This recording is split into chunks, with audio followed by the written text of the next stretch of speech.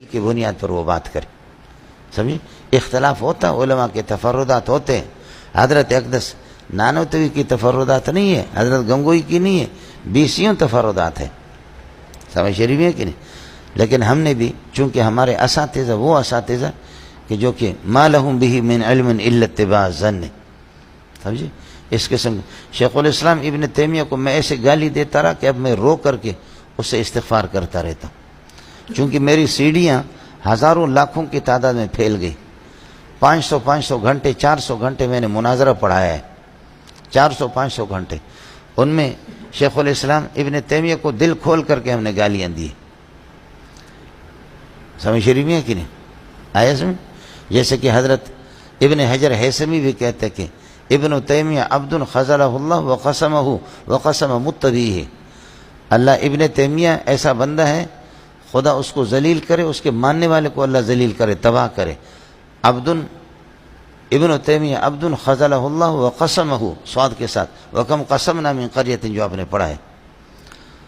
عبد خذلہ اللہ وقسمہ وقسم متبیہ، اللہ اس کو تباہ کرے. اور ابن حجر ہیثمی خود پرلے درجے کا بدعتی ہے. بدعتی آدمی اس شیخ الاسلام کو اگر اس طرح نہیں کہے گا تو کیا کہے گا؟ اس کے الفتاوی الحدیثیہ ہے. لیکن مزاج کا ہوتا ہے. جب میری طبیعت میں بدعت رکھا ہوا تو میں ان بدعتیوں کے ان کتابوں کو سینوں سے لگا کر کے ابن تیمیہ کو گالی دوں گا، جس کی توحید کے اندر، جس کے مزاج کے اندر اللہ کا بھلا کر کیا رکھا ہوا ہے، جس کے مزاج کے اندر توحید رکھی ہوئی ہے، وہ توحید پھر ان بدعتیوں کو گالی دے گا. لیکن وہ موحد پائے گا اور یہ کھوئے گا. حضرت شیخ الاسلام محمد ابن عبد الوہاب کو ہمارے تمام اکابرین نے اس کو غلط کہا. بلید، غبی ذہن، بلید. حضرت اقدس شیخ الاسلام شیخ العرب والعجم حسین مدنی کے سخت الفاظ ہیں. سوائے رشید احمد گنگوئی کے ہمارے جتنے بھی اکابرین تھے وہ سب اس کے خلاف تھے. لیکن حضرت اقدس مولانا محمد منظور احمد میں نہیں کرا، کتب خانے والے بھی غلط لکھتے. محمد منظور نعمانی نے جب محمد ابن عبد الوہاب اس نے کتاب لکھی، آپ کو ملے گی قدیمی کتب خانہ، اور یہ انہوں نے چھاپا ہے اس کو. جب یہ کتاب لکھی، تحقیق کی، تو جا کر کے اس نے حقیقت معلوم کی پوری اس کی کتابیں. تو اس کے بعد فرمایا کہ ہمارے اکابرین غلطی پر تھے. چنانچہ حضرت اقدس شیخ الحدیث مولانا زکریا ان دنوں میں زندہ تھے، باقی اکابرین اللہ کو پیارے ہو گئے تھے. اس لیے جو اکابرین ہمارے زندہ تھے اور مولانا منظور کے اس تحقیق کے بعد سب نے توبہ کر دیا. حضرت نے بھی فرمایا کہ ہم غلطی پر تھے. حضرت شیخ الحدیث مولانا زکریا رحمۃ اللہ علیہ. تو مومن کی نشانی اختلافات ہوں گے. اس لیے ساتھی یعنی یہ ویسے میں آپ سے کہہ دوں کہ میری اپنی زبان غیر محتاط تھی اور ہے بھی ابھی تک، سمجھے. لیکن بجائے اس کے کہ آدمی بعد میں روئے، اس سے پہلے آدمی محتاط رہے، سمجھے.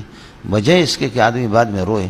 تو اس لیے شیخ الاسلام ابن تیمیہ کو ہم نے بہت گالی دی، سمجھے، بہت گالی دی. حضرت ابن تیمیہ رحمۃ اللہ علیہ کو، دوسرے حافظ ابن قیم رحمۃ اللہ علیہ کو، ان حضرات کے ہم مخالف تھے.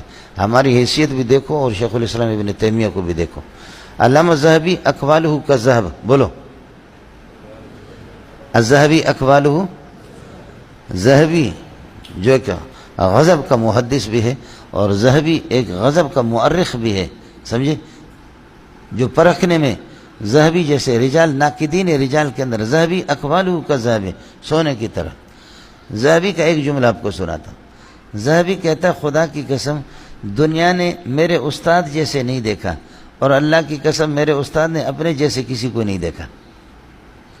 سمجھ میں نہیں آیا آپ کو؟ پوری دنیا نے میرے استاد جیسے نہیں دیکھا اور میرے استاد نے اپنے جیسے کسی نر کو نہیں دیکھا. اور سارے کے سارے ایسے ہوتے ہیں کہ جیسے کہ ہم لوگ کھدڑے لوگ ہیں نا، سمجھے. یہ کھدڑے مدڑے تو ایسے ہوتے ہیں، اپنے جیسے کسی کو نہیں دیکھا، سمجھے. ہمارے وہ اساتذہ کہ جو ثانیہ ثالثہ میں پڑھاتے ہیں، لکیر کے فقیر، ان کی حیثیت کیا ہوتی ہے، سمجھے. علمی طور پر نام لے لو، علمی طور پر رد کرو، دل کو لگے. لیکن یہ کہ اس کو تم ضال اور مضل قرار دے کر کے، سمجھے، تمہاری حیثیت کیا ہوتی ہے.